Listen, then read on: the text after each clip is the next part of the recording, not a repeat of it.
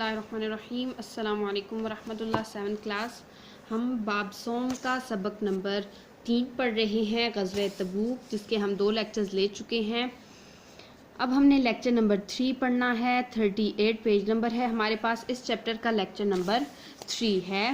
तो अब हमने पढ़ना है कि ग़ज़वे तबूक के नताइज क्या थे। इस ग़ज़वा के दर्ज झैल नताइज बरामद हुए, यानी कि बाद में सामने आए। मुसलमानों के जो हौसले थे वो बुलंद हो गए, रूमियों और शामियों के हौसले पस्त हो गए। गिरदो नवाह की ईसाई आबादियों पर मुसलमानों का रोबो दबदबा बढ़ गया, यानी कि जो इर्द गिर्द ईसाई आबादियाँ थीं उन पर मुसलमानों का रोब बढ़ गया। बहुत से सरहदी कबाइल ने जिज़िया देकर मुसलमानों की इताअत को कबूल कर लिया।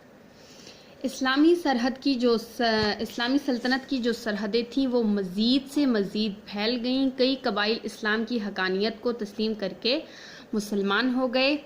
ये नताइज सामने आए, जिनमें से 4 हमने पिछले पेज पे पढ़े और एक ये। 5 नताइज सामने आए। और अब हम पढ़ते हैं कि आगे क्या है कि सहाबा कराम रज़ियल्लाहु ताला अन्हुम नबी अकरम सल्लल्लाहु अलैहि वसल्लम के हर हुक्म की अताअत व फरमाबरदारी किया करते थे। मालो दौलत को नबी अकरम सल्लल्लाहु अलैहि वसल्लम की एक आवाज़ पर हाजिर खिदमत कर दिया करते थे। सहाबा कराम रज़ियल्लाहु ताला अन्हुम की हमेशा कोशिश रहती कि इस्लाम की इज़्ज़त और वक़ार की खातिर अपना सब कुछ खर्च कर दिया जाए।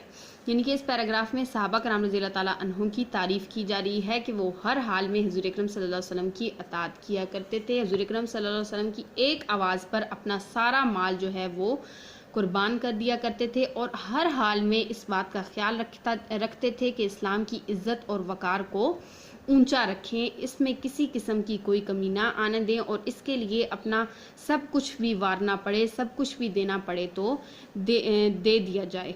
इस सबक से हमें मालूम होता है कि अल्लाह ताला इंसान के दिल का तकवा और नियतों को देखता है।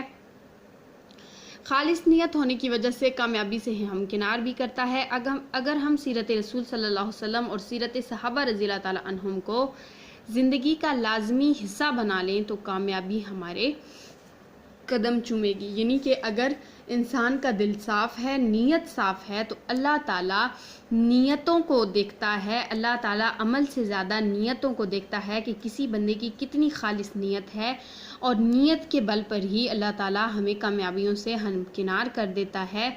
अगर हम हुज़ूर अकरम सल्लल्लाहु अलैहि वसल्लम की ज़िंदगी को देखें या सहाबा कराम रज़ियल्लाहु ताला अन्हुम की ज़िंदगी को देखें और उनको अपनी ज़िंदगी में जो उनसे रहनुमाई हासिल करें, उनकी जो बातें हैं, उनकी जो हिदायत है उसको अपनी ज़िंदगी पर लागू करें तो इंशाल्लाह जो कामयाबी है वो हमारे कदम चूमेगी। इस तरह से हमारा ये जो बाब सोम का सबक नंबर 3 है ये हुआ कंप्लीट।